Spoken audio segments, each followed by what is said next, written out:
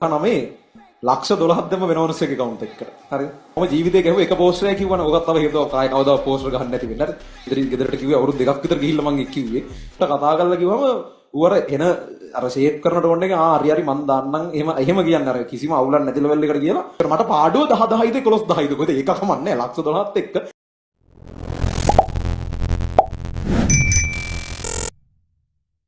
තමයි ලක්ෂ 12ක් දැම්ම වෙනවනස් එක account එකට. හරිද?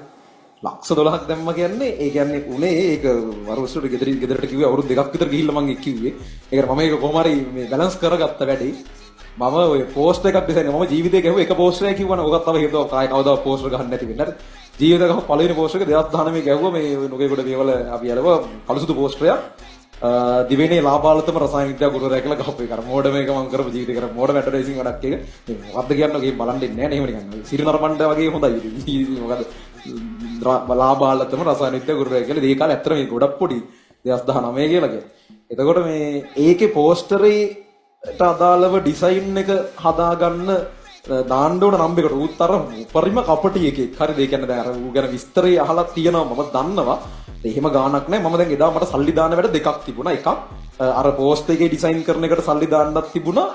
අනිත් එක ඔය මොකක් හරි වාහනයකට අදාළව ගෙදර මොකක් හරි එකට සල්ලි දාන්න කියලා. ඒකත් මම පඬිතුකමට මම දාන්නම් කියලා අරගෙන ගියා. හරිද? ඊට පස්සේ ලක්ෂ 12ක් කියන ඒ කාලේ ඒක විනාසයි. හරිද? ඒක ආයෙ රිකවර් කරගන්න බැරි වුණා නම් ඉවරයි. ඒකට මම දන්නේ නැහැ මොනවයි වෙයිද කියලා. කොහොම හරි මේ ඒක උඩරින්ම ඒකට ගෙදරම තියෙන සල්ලි වෙන්න පුළුවන්. ඒක ගියොත් එහෙම ඉවර වෙන ලෙවල් එකට. ඒකත් අර ඔය අපේ ගෙදරින් කරපු එකක් තියෙනවා වාහන අරගෙන නිකන් විකුණනවා වගේ එකක් ඒ කාලේ කරා.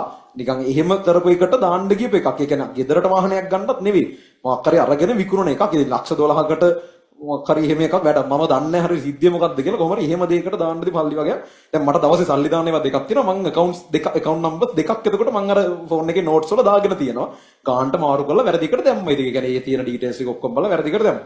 ටික දුරක් ගිහිල්ලා තමයි මට නිකමට හිතුණා මම දැම්මේ වැරදිකටවත් දන්නේ නැහැ කියලා.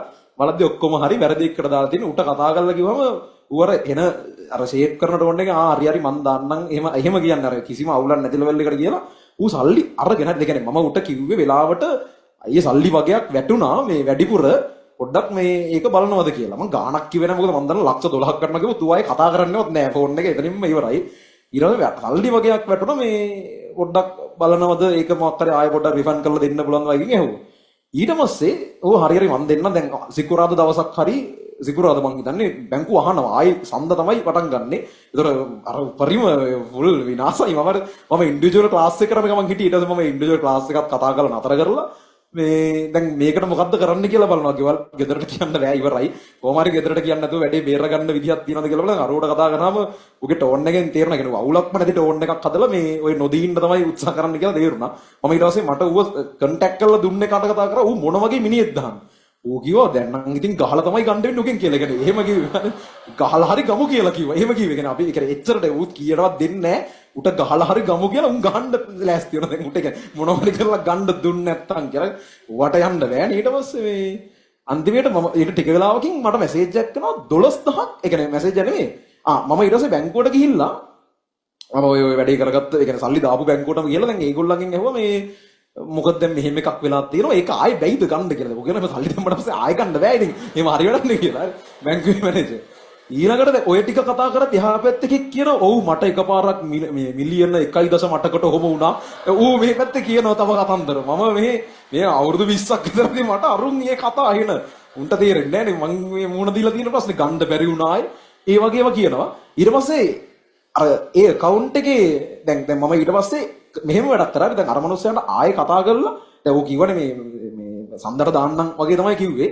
මං ඒ මනුස්සයාට ආයෙසරයක් කතා කරලා බැංකුවේ අරගොල්ලෝ ඉස්සරහා මැනේජර් ඉස්සරහා ලවුඩ් ස්පීකර් දාලා කතා කරලා මේ ආයෙ පොඩ්ඩක් දැන් යාළුවට මොකක් හරි කන්ෆර්මේෂන් එකක් ඕනේ මේක අපතර දාන අනිත් දාන්න කියලා. වෙලාවට ඒ මනුස්සයා ෆෝන් එක ආන්සර් කරලා කිව්වා හරි මල්ලි කිව්වනේ මං දාන්නම් කියලා. එහෙම ගන්නවද උඹලගේ සල්ලි කියලා. ඒ අර එහෙම තමයි ටෝක් එක දෙන්නේ.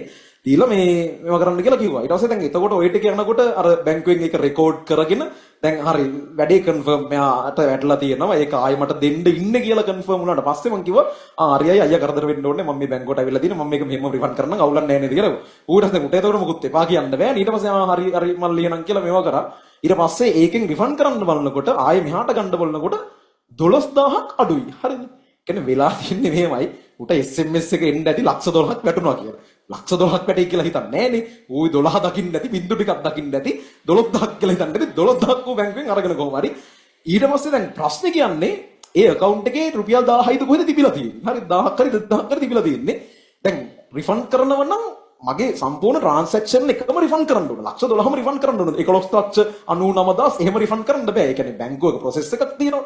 ඊට පස්සේ මම ඒ කියන්නේ වෙන බැංකුවකට ගිහිල්ලා මගේ account එක තිබ්බ රුපියල් 11,000ක් අරගෙන ඇවිල්ලා අර account එක ආයෙ උට දාලා ලක්ෂ 12 රිෆන්ඩ් කරා. ඒ කියන්නේ ලක්ෂ 12ක ට්‍රාන්සැක්ෂන් එකක්ම තමයි රිවර්ස් කරන්න ඕනේ. එහෙම එකක් නෙවුනේ.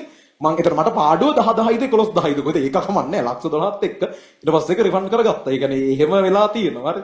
ඕම තමයි කියන්නේ සල්ලි ගියොත් එහෙම ආයෙ ගන්න බෑ. වෙලාවට ඒකේ ඔක්කොම ටික බැලන්ස් වෙනවා. මං අවුරුදු දෙකකින් විතර කිව්වා ගෙදරට එහෙම එකක් වුණා කියලා. එතකොට අවුලක් නැහැ. ඒ වෙද්දි මමත් හම්බ කළා ප්‍රශ්නයක් නැහැ. අරගෙත් ප්‍රශ්නයක් වුණේ නැහැ. මට රුපියල් 10,000 පාඩුවක් වුණා. ඕම සල්ලි මේවා කරගෙන තියෙනවා. අපිත් එපා කියලා කිව්වට ඒකට එච්චර දාන්න එපා. 35000 28000 එච්චර ඕනේ නැහැ. නෝමල් එකේ තිබ්බම ඇති.